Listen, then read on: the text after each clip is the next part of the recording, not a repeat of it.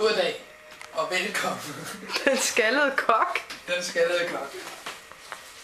Som du kan se, har jeg en flot anretning her. Jeg ved ikke, om du vil have dig at kigge engang. Kom her og kig. Rigtig dejlig saftig anretning, jeg laver her. Af frosken fra gammel kinesisk mad. Ikke? Og man kan, som en lille fif til andre, der nogen skulle finde på at lave sådan en her flot anretning her, kunne man som en lille fif altid bruge engelsk sauce. Skal du bare se her.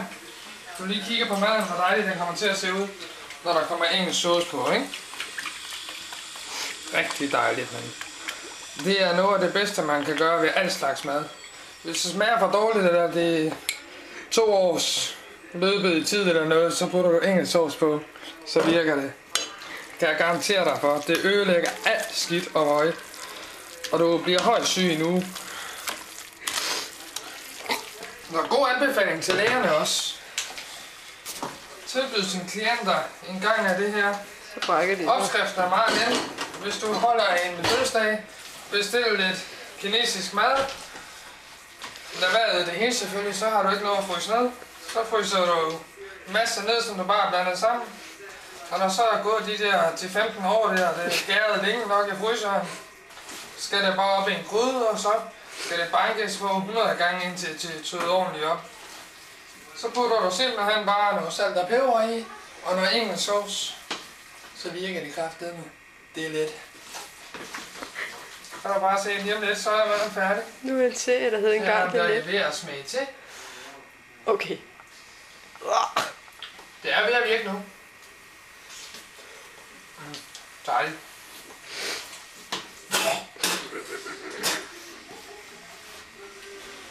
Men alligevel, som du kan se, så det der sure opstød, jeg fik, det er altså ikke madens skyld.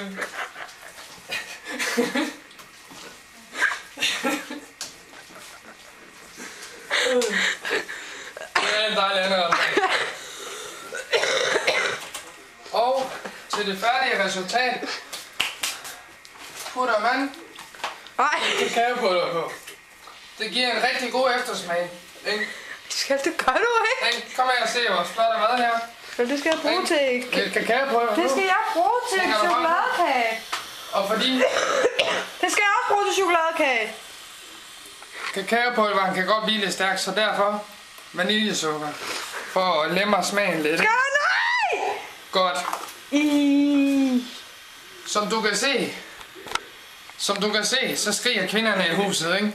Når man laver sådan noget excellent god mad. Ja, du bruger sgu da tingene, jeg skal bruge. Han også Det er chokoladekager. Og det kan du... For at det virkelig skal flambere, ikke? Inde i munden på dig, så kan man altid bruge en tændstiksflaske. Som du kan se her, vil jeg lave en lille demonstration om, hvordan man laver flamberet sushi. Så flot kan det laves, ikke? Ned i med den. Så rører du lidt rundt. Og så er du altså ved at være færdig med den her dejlige ret. Skal du se den en gang? Det er bare for lækkert. Så, det var alt for i aften. Tak til den skaldede kok. Det er let.